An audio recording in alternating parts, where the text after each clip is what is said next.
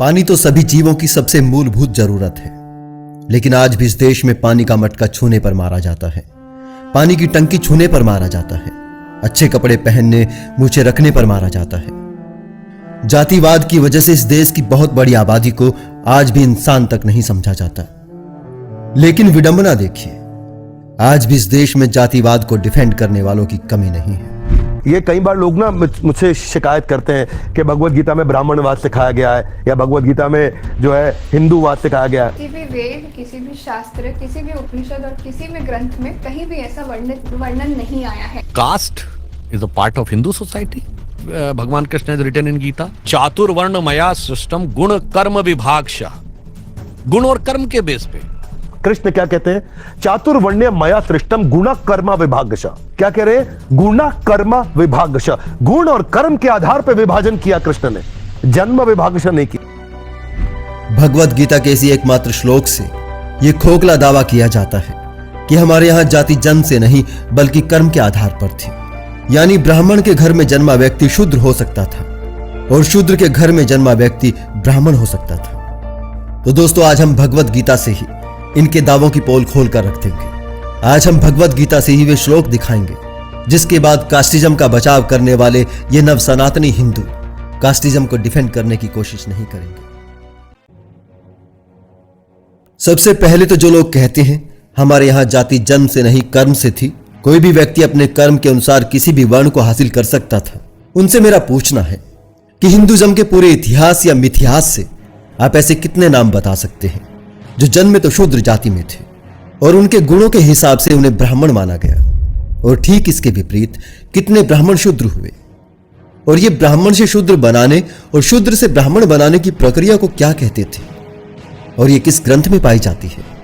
और जिस भगवत गीता के एक श्लोक मात्र से आप लोग कहते हैं जाति जन्म से नहीं कर्म से थी, उस भगवत गीता को महाभारत के उस तथाकथित युद्ध में दिए हुए ज्ञान को कहा जाता है, जिसमें एक तरफ अर्जुन की सेना थी और दूसरी तरफ उसके चचेरे ममेरे भाई और उसके गुरुजन खड़े थे। उस युद्ध में अर्जुन के ब्राह्मण गुरु कृपाचार्य हाथ में धनुष और तलवार लेकर खड़े थे। उसके कर्म क्षत्रिय के थे, लेकिन महाभारत ने उसे कर्म आधारित क्षत्रिय नहीं बल्कि जन्म आधारित ब्राह्मण ही माना। इसी महाभारत के युद्ध में द्रोणाचार्य हाथ में गांडीव लेकर खड़े थे।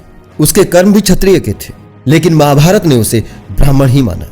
उसके पुत्र अश्वत्थामा भी युद्ध में शामिल हुए थे और अंत में जिसने अर्जुन के पुत्रों को मार डाला था और उसे संहार करने पर ब्रह्महत्या का पाप न लगे, इसलिए उसे जिंदा छोड़ दिया गया था। यानी कि महाभारत ने उसे भी कर्म आधारित क्षत्रिय नहीं माना बल्कि जन्म आधारित ब्राह्मण ही माना। इसी महाभारत में परशुराम का जिक्र आता है, जो कि एक ब्राह्मण था लेकिन उसके कर्म क्षत्रिय के थे, और महाभारत में ही आता है कि उसने इस धरा से सभी क्षत्रियों का नामो निशान मिटा दिया था। तब क्षत्राणियों ने ब्राह्मणों के साथ नियोग करके संतानें पैदा की थी। कहानी में यह कहीं नहीं कहा गया है कि एक क्षत्रिय ने समस्त क्षत्रियों का नाश कर दिया था, बल्कि यह कहा गया है कि एक ब्राह्मण ने जब हथियार उठाया तो उसने इस धरती को क्षत्रिय विहीन कर दिया। महाभारत ने कहीं भी परशुराम को कर्म के आधार पर क्षत्रिय नहीं माना, बल्कि वो जन्म के आधार पर ब्राह्मण ही रहा, कर्म के अनुसार उसकी जाति नहीं बदली। इसी महाभारत में कर्ण नाम का योद्धा भी है, जो कि अर्जुन से भी बड़ा धनुर्धर था, लेकिन दासी की कोख से जन्म के कारण वो दासी पुत्र ही कहलाया।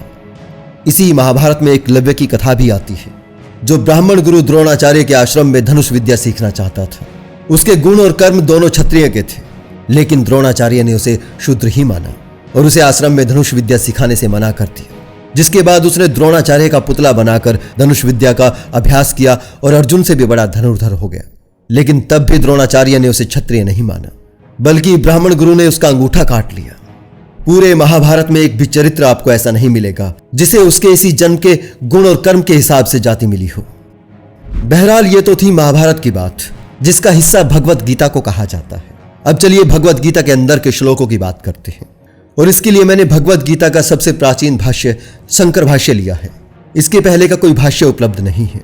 फिर भी मेरी कही बातों को आप किसी भी तरह की भगवत गीता से चेक कर सकते हैं, लगभग सेम ही मिलेंगी। तो जिस एक श्लोक मात्र से हिंदुत्ववादी जातिवाद को डिफेंड करने की कोशिश करते हैं, उन्होंने अगर भगवत गीता का पहला अध्याय भी पढ़ा होता तो उन्हें भगवत गीता में जाति जन्म के आधार पर भी नजर आती और इस श्लोक का वास्तविक अर्थ भी समझ में आता, जिसका ये ढोल पीटते रहते हैं। भगवत गीता के पहले अध्याय के श्लोक संख्या 39 से 44 तक देखें तो यहां पर अर्जुन के द्वारा चिंता जताई जा रही है कि यदि युद्ध हुआ और ये क्षत्रिय लोग मारे गए तो इनकी पत्नियों का क्या होगा? इनकी विधवाएं दूसरी जाति के पुरुषों के पास जाएंगी और कुल धर्म जाति धर्म नष्ट हो जाएगा। जाति धर्म नष्ट हो जाने से सब लोग नरक के भागी बनेंगे। हे कृष्ण, हमें इस पर भी गौर करनी चाहिए। खैर, अर्जुन की इस जाति धर्म भंग हो जाने की चिंता पर तो कृष्ण ने गौर नहीं किया, लेकिन जाति को कर्म आधारित बताने वालों, जरा मेरी इस बात पर गौर फरमाएं। अगर भगवत गीता में जाति कर्म के आधार पर है, तो दो अलग अलग जातियों के लोगों से जन्मी संतान वर्णशंकर कैसे हुई? वो तो जन्म के समय बिल्कुल कोरा कागज होनी चाहिए थी। फिर उसके तथाकथित गुण कर्म के आधार पर यह तय किया जाना चाहिए था कि इसे ब्राह्मण बनाए, क्षत्रिय बनाए, वैश्य या शूद्र बनाए। यहां उसे जन्म से ही वर्णशंकर और पापी क्यों कहा जा रहा है? क्यों वो श्राद्ध और तर्पण नहीं कर सकेगा? उसकी वर्णशंकरता किस आधार पर तय हो रही है? जन्म के आधार पर या कर्म के आधार पर? यहां उसके माता पिता की जाति क्यों देखी जा रही है? इस वीडियो के अंत में मेरे इस सवाल का जवाब कमेंट बॉक्स में जरूर दें। चलिए अब हम सीधे उस श्लोक पर चलते हैं जिसे ये नव सनातनी गलत व्याख्या करके पेश करते हैं। भगवत गीता के अध्याय 4 का 13वां श्लोक कहता है, ब्राह्मण, क्षत्रिय, वैश्य और शूद्र, इन चारों वर्णों का नाम चातुर्वण्य है। सत्य, रज, तम, इन 3 गुण कर्मों के विभाग से ये चारों वर्ण मुझ ईश्वर द्वारा ही रचे और उत्पन्न किए गए हैं। ब्राह्मण इसका मुख हुआ, आदि श्रुतियों से यह प्रमाणित है। यहां पे बिल्कुल स्पष्ट है कि ईश्वर वर्ण व्यवस्था की शुरुआत की बात कर रहा है, न कि आगे जन्म लेने वाले लोगों के वर्णों की। इसलिए ही प्रमाण के तौर पर व्याख्याकार ऋग्वेद के 10 मंडल के सूक्त 90 के मंत्र 12 का उदाहरण देकर कहता है कि ईश्वर ने ब्राह्मण को विराट पुरुष के मुख से पैदा किया, बाजुओं से क्षत्रिय को और जंघाओं से वैश्य को बनाया और चरणों से शूद्र पैदा किए। यहां पर ऐसी कोई बात नहीं हो रही कि बच्चे के जन्म के समय उसका वर्ण फला गुण कर्मों के आधार पर तय किया जाता है, और न ही ऐसी कोई व्यवस्था हिंदू ग्रंथों में दी गई है। यहां पर वास्तव में प्रथम वर्ण व्यवस्था की शुरुआत की बात हो रही है। इसके आगे की व्यवस्था कैसे करनी है, इसे मनुस्मृति में देखा जा सकता है।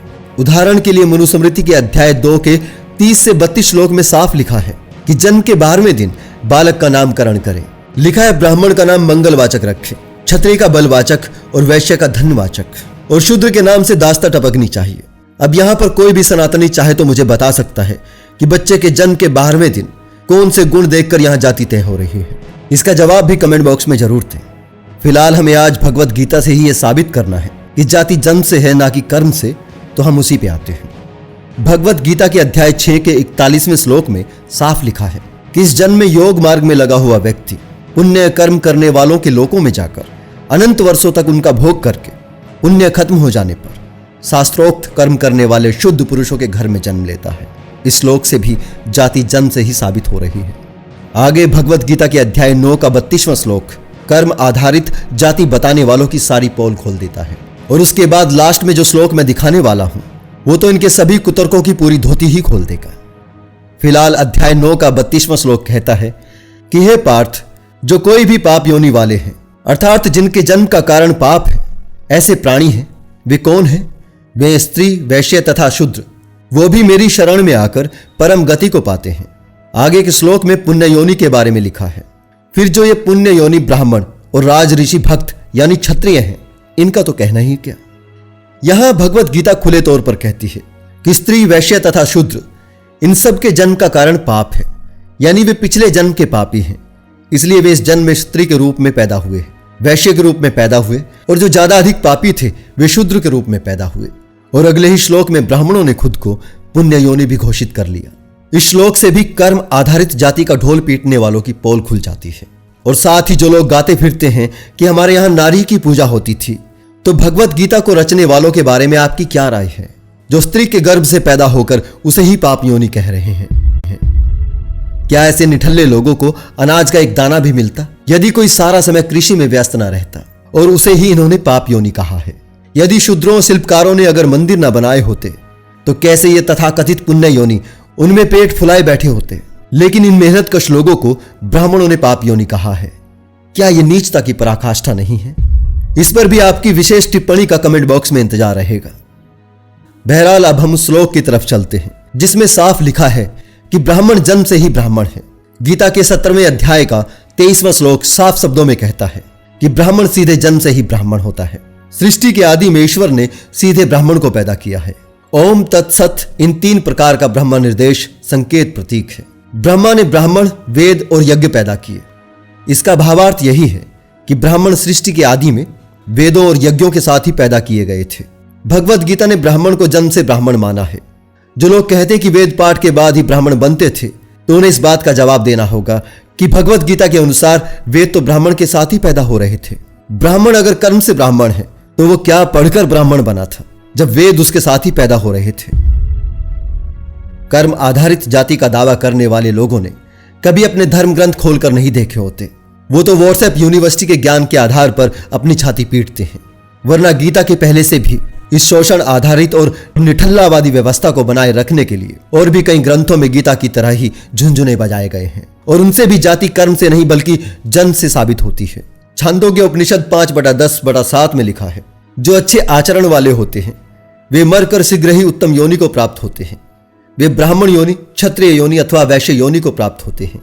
जो लोग ठीक आचरण नहीं करते वे मरकर तत्काल अशुभ योनि को प्राप्त होते हैं। वे कुत्ते की योनि, सुअर की योनि अथवा चांडाल योनि को प्राप्त करते हैं।